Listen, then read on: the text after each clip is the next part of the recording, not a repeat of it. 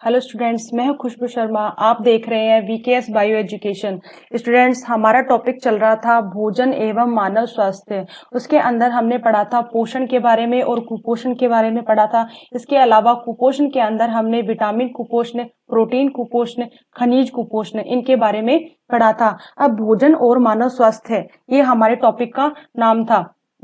अब भोजन के अंदर कौन कौन से खाद्य पदार्थ होते हैं वो तो हमने पढ़ लिए थे। अब हम देखते हैं मानव स्वास्थ्य के बारे में। तो प्रोटीन, कार्बोहाइड्रेट, लिपिड, जो भोजन के खाद्य पदार्थ हैं जो वो भोजन में ग्रहण करता है, उनका मानव स्वास्थ्य पे क्या प्रभाव पड़ता है वो सब हमने पढ़ लिया था। अब हम देखते हैं कि मानव स्वास्थ्य के ऊपर प्राकृतिक तत्व जैसे जल का, खनिजों का, जल का और मिट्टी का, वायु का, प्रकाश का, इनका मानव स्वास्थ्य पे क्या प्रभाव पड़ता है। तो हमारे टॉपिक में दे रखा है कि जल का मानव स्वास्थ्य पे क्या प्रभाव पड़ता है। तो हम देखते हैं जल ही जीवन है।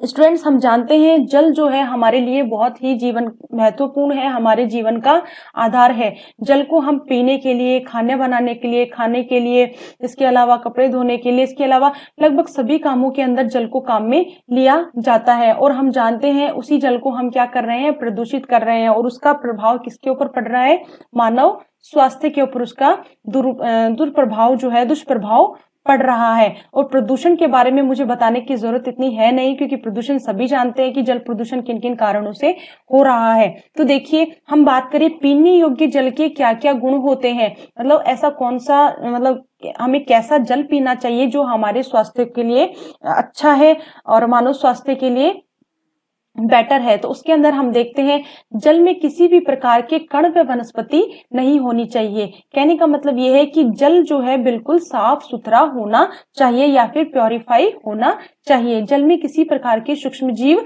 नहीं होने चाहिए। यदि जल में सूक्ष्म जीव होंगे तो उसमें क्या होंगे, बैक्टीरिया होंगे, उसमें वायरस होंगे, जिससे इंसान जो है वो बैक्टीरिया और वायरस से होने वाली बीमारियों के लक्षण उसमें होंगे और उसको वो बीमारियां अटैक करेंगी उसके शरीर पर, उससे मानव स्वास्थ्य जो है वो बिगड़ जाएगा। अब हम बात करते हैं जल का पीएच संतुलन भी नियमित होना चाहिए। जो जल हम पी रहे हैं उसका पीएच संतुलन क्या होना चाहिए, नियमित होना चाहिए। जल में पर्याप्त मात्रा में ऑक्सीजन घुली हुई होनी चाहिए, ऑक्सीजन युक्त जल होना चाहिए। अब स्टूडेंट्स, हम देखते हैं हमारे शरीर में उपापचय क्रियाएं जल के द्वारा ही होती है, इसीलिए हमें दिन में कम से कम 8 से 9 ग्लास पानी पीना चाहिए। शरीर में होने वाली उपापचय क्रियाएं सारे जल के ऊपर ही निर्भर करती है। 8 से 10 ग्लास पानी रोज पीने से शरीर में रहने वाले जहरीले पदार्थ बाहर निकल जाते हैं, जिससे शरीर रोग मुक्त हो जाता है। डेली यदि हम 8 से 10 ग्लास पानी पी रहे हैं तो जिससे शरीर में जो जहरीले टॉक्सिक पदार्थ जो होते हैं वो पसीने के थ्रू या मूत्र के थ्रू शरीर से बाहर उत्सर्जित हो जाते हैं और हमारा शरीर रोग मुक्त हो जाता है और मानव स्वास्थ्य सुरक्षित रहता है। पर्याप्त पानी की मात्रा होने पर शरीर में ऊर्जा बनी रहती है। स्टूडेंट्स, आपको पता है यदि हमें रेगुलर 3 या 4 वॉमिट हो जाती है तो शरीर में पानी की कमी हो जाती है।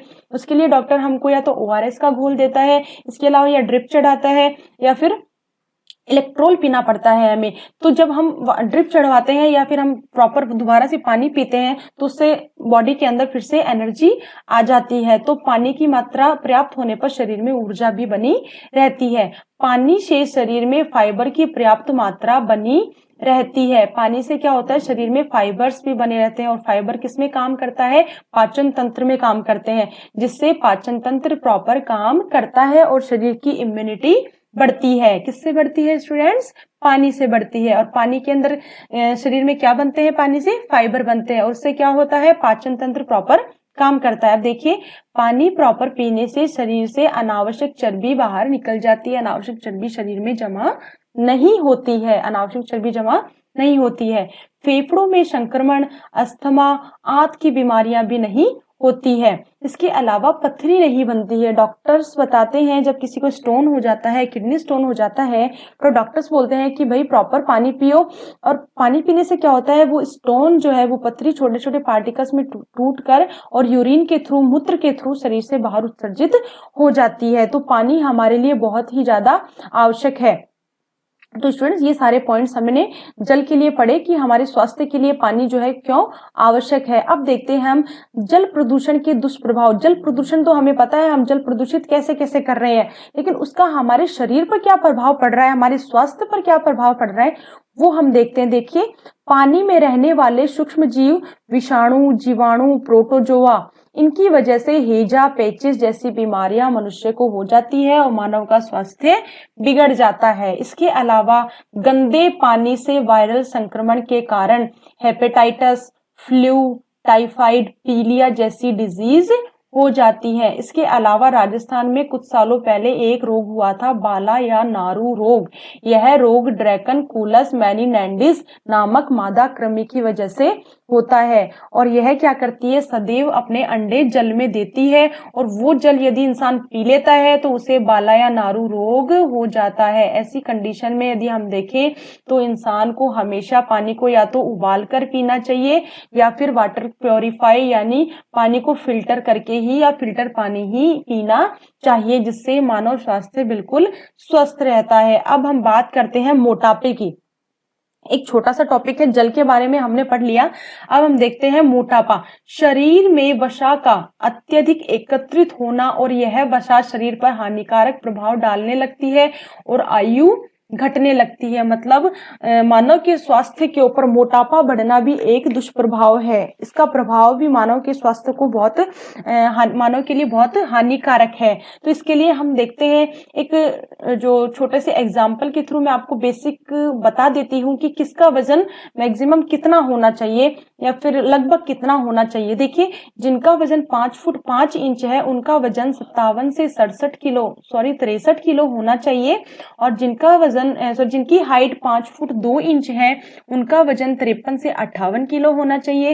इसके अलावा जिनकी हाइट 6 फुट है उनका वजन 70 से 77 किलो होना चाहिए। मतलब ये हो गया कि जिनकी हाइट जितनी है, हाइट के अकॉर्डिंग ही मनुष्य का वेट होता है। यदि उससे ज्यादा वेट हो जाता है तो वो क्या कहलाता है, मोटापा कहलाता है। और मोटापे से मनुष्य को अनेक रोग हो जाते हैं, जैसे हृदय रोग हो गया, मधुमेह हो गया, मधुमेह मतलब शुगर हो जाना। इसके अलावा कैंसर हो जाती है या फिर थायराइड बीमारी हो जाती है। और ये मोटापा कैसे बढ़ता है, मोस्टली इन दिनों कैसे बढ़ रहा है, फैट फूड खाने से, जैसे ज्यादा तेल या घी की चीजें खाने से। इसके अलावा जंक फूड जो है वो मोटापा बहुत जल्दी बढ़ाते हैं मनुष्य के शरीर में, जिससे मनुष्य के स्वास्थ्य में मोटापा बढ़ता है और मनुष्य का स्वास्थ्य जो है, मानव स्वास्थ्य, उससे प्रभावित होता है। तो स्टूडेंट्स, अब हम देखते हैं ब्लड प्रेशर, रक्तचाप क्या है, बीपी क्या है।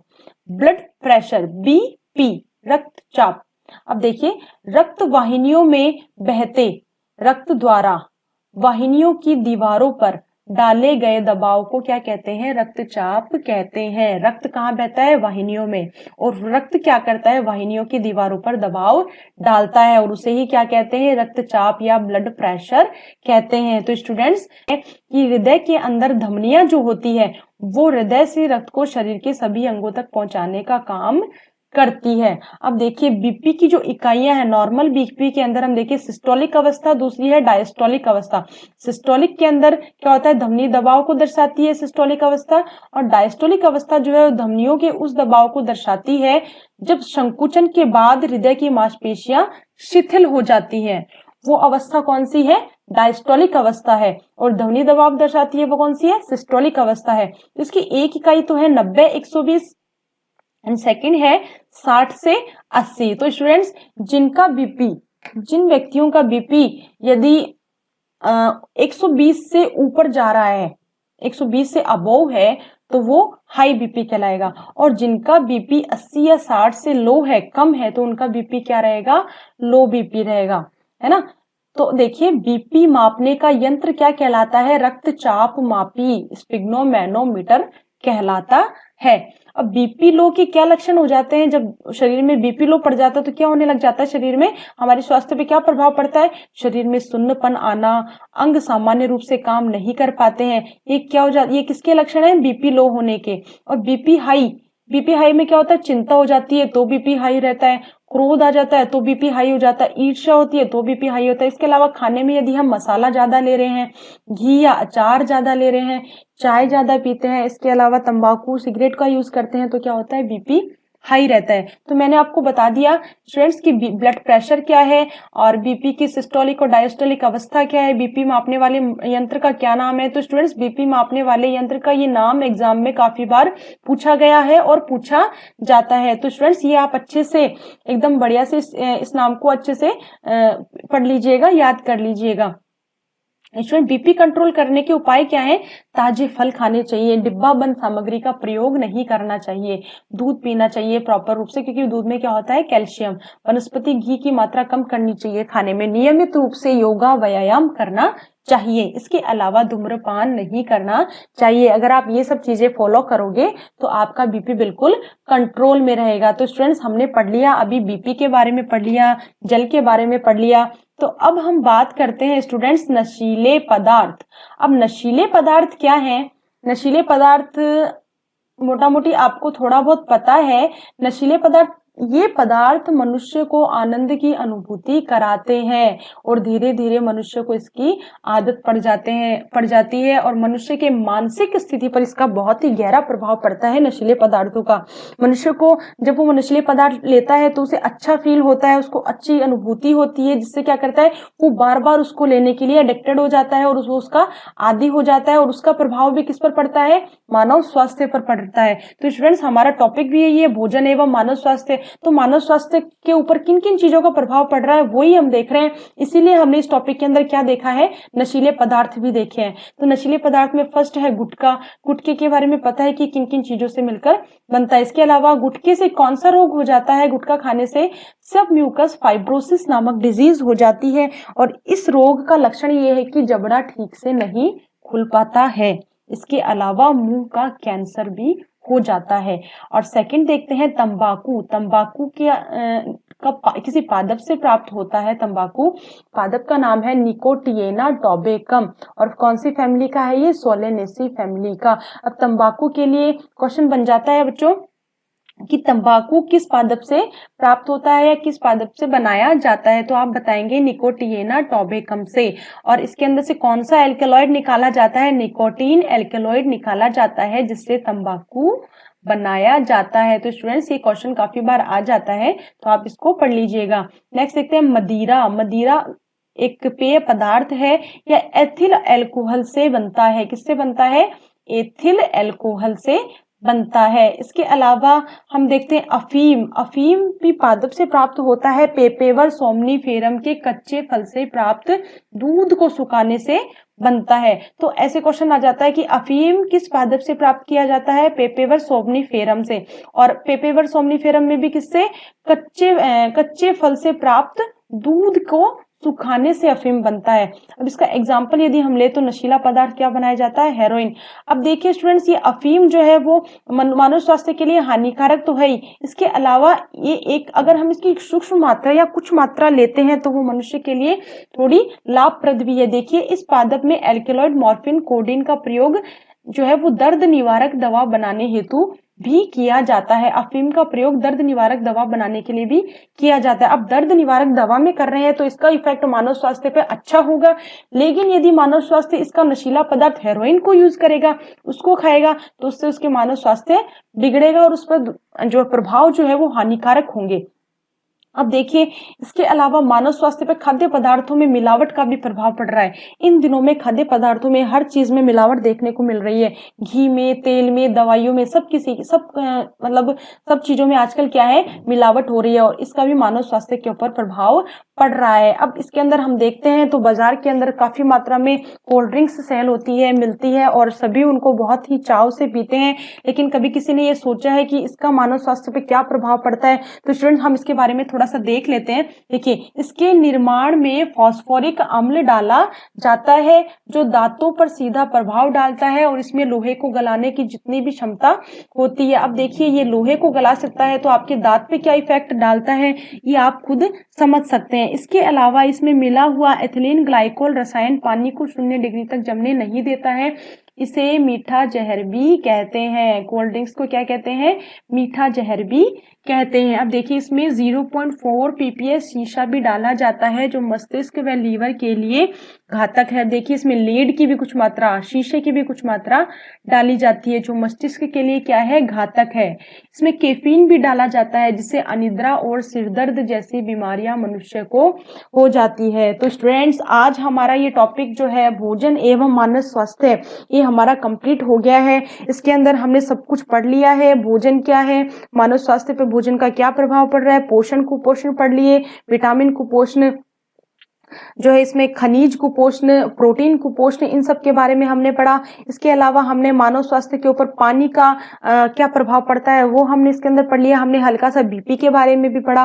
इसके अलावा हमने जो है नशीले पदार्थों के बारे में भी इसके अंदर पढ़ लिया। तो स्टूडेंट्स आज जो है ये टॉपिक हमारा कंप्लीट हो गया है। अगर आपको मेरे वीडियो पसंद आ रहे हैं तो प्लीज आप मेरे चैनल को सब्सक्राइब कीजिए, जिससे मैं अगले जो टॉपिक के वीडियोस डालूंगी, जो अगला लेक्चर जो मेरा होगा वो आपके पास उसका नोटिफिकेशन आता रहेगा। और फ्रेंड्स यदि आपकी कोई क्यूरीज है तो प्लीज कमेंट बॉक्स में वो क्यूरीज डालिए, मैं आपको उनका रिप्लाई जरूर करूंगी। और मेरे चैनल को लाइक कीजिए, सब्सक्राइब कीजिए। Thank you.